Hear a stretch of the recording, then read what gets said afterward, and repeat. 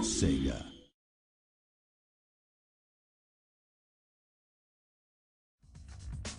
Hi, I'm Guy Walday.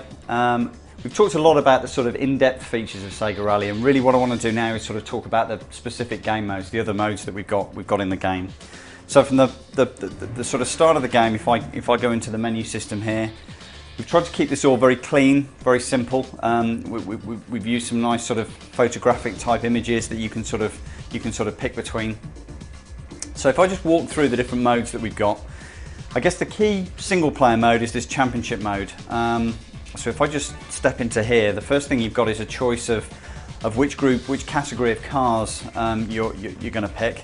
The Premier Car Championship, which is the four-wheel drive cars, is unlocked.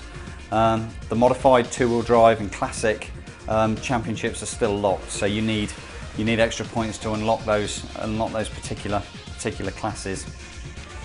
So if I go into the Premier Championship itself, it consists of a whole number of different leagues, and again, some of them are locked up. You start off with amateur and work through professional, expert, and through to a final. But you need to score points in other races before you can unlock these. So the amateur league is the only one that's available now, and that consists of a number of different events that you can race in. It sort of shows you your points total that you've accumulated so far. And then you've got the actual events themselves. So the AZA Challenge here consists of 3 different races, one from Safari, one from Canyon, and one from Alpine. And your scores from those races, from the positions that you come in, will be totaled and will effectively appear here. And you've got a number of different events. There's a Blue Star Rally, there's a Clubman Stages event, and basically your points from all those are totaled up.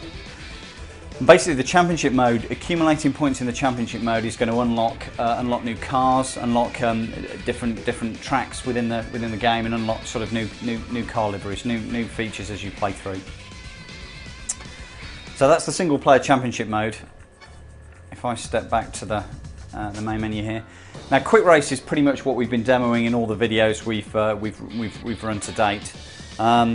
Basically the first thing you get in quick race is you get an environment selection, so you can pick which environment you want to race. If I pick the Arctic environment, you've got a number of different tracks within that environment that you can select from. And it's giving you some information about the location and the time of day and the difficulty settings, as well as the sort of surface split. And again, you'll see there are locked environments here that you need to unlock later on through the championship mode.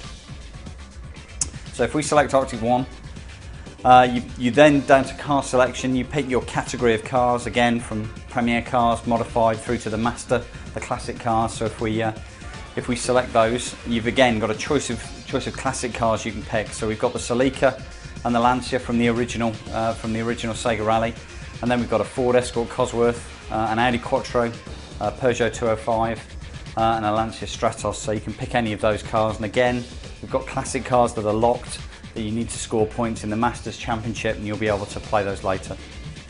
So if I pick one of my favourites, if I pick the Escort Cosworth, you've then got a choice of setup.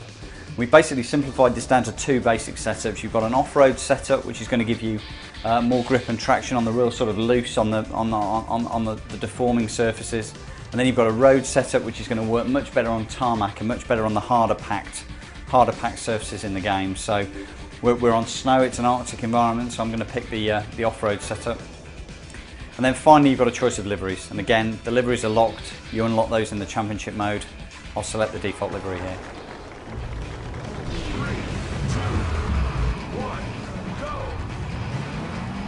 Okay, so the key thing we've tried to do with the AI is try to really make it as human as possible. They're all competing against each other. They're trying desperately to sort of get to the front of the pack. So you'll see them having little battles and fights between themselves.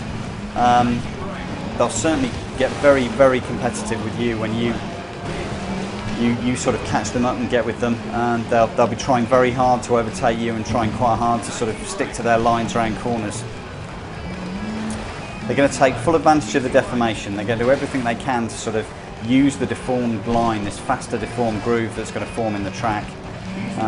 This sort of uphill section here, you can start to see these lines forming in the snow. So basically they're going to adapt as you carry on racing. As the race progresses, as the track changes, these cars are going to adapt to the changing environment. They're going to adapt to what's happening with cars in front of them. They're going to adapt with you when you start to get near them. They're going to change their behaviour because they're going to want to make sure that they beat you. And the moment you make a mistake, if you trip up on any corner, these guys are going to sneak past and shoot off into the distance.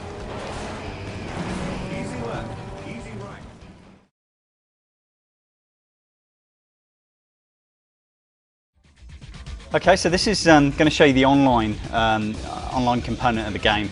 And basically we've got these pods set up in the studio. They're obviously all connected to consoles, all online with steering wheels. And basically this is how we test the online version in the game. This is obviously a lot of fun for us to play and us to try out. This is exactly the same as the online game you're going to play at home. Obviously we just test it in the studio using this sort of setup. Seems to work pretty well. So okay, we'll start a game now and you can see what it looks like.